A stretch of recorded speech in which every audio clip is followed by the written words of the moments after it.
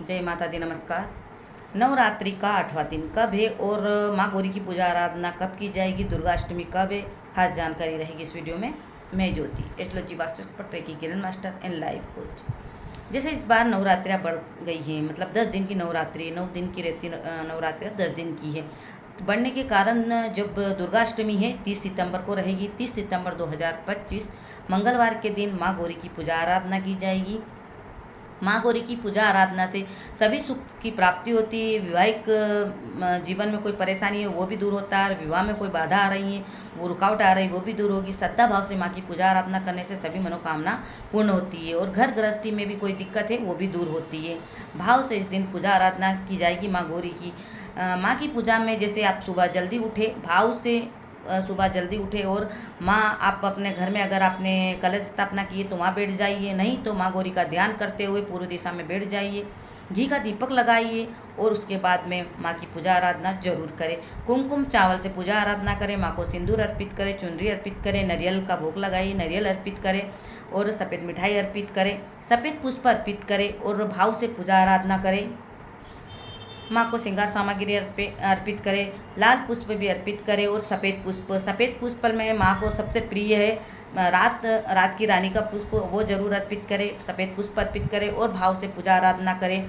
मंत्रों का जाप करें, माँ गौरी के मंत्र का जाप करें। ओम देवी महागौरी नमः इस मंत्र का जाप करें या ओम ऐं ह्रीं क्लीं महागौरी नमः इस मंत्र का जाप करें।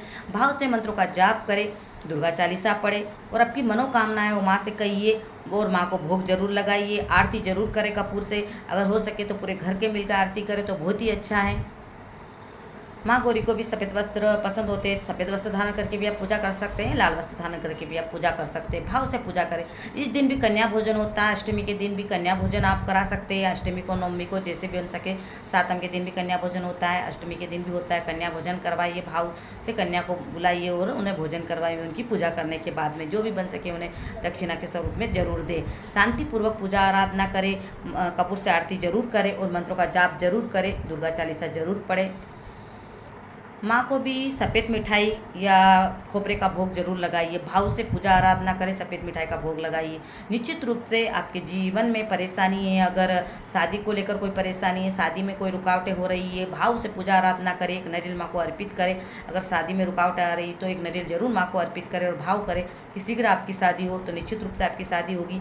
और साथ में एक दीपक जरूर अलग से घी का लगाइए और तेल का भी लगा सकते हैं। और ये दीपक आप शाम को समय लगाइए, उसके अंदर थोड़ी सी पीली सरसों डाल दीजिए और इस दीपक को लगाइए। इसमें दीपक लगाते हुए ये भाव करें कि सारी जो भी आपके घर में नेगेटिव एनर्जी वो दूर हो गई और सकारात्मक ऊर्जा आपके घर में प्रवेश कर रही है। माँ लक्ष्मी का आगमन हो रहा है और आपका घर सुख समृद्धि से भर गया है। भाव से दीपक लगाइए, निश्चित रूप से आपके घर की नेगेटिव एनर्जी भी दूर होगी और माँ की कृपा भी आपको मिलेगी। हमारी वीडियो अच्छी लगे तो लाइक, शेयर और सब्सक्राइब जरूर करें। धन्यवाद।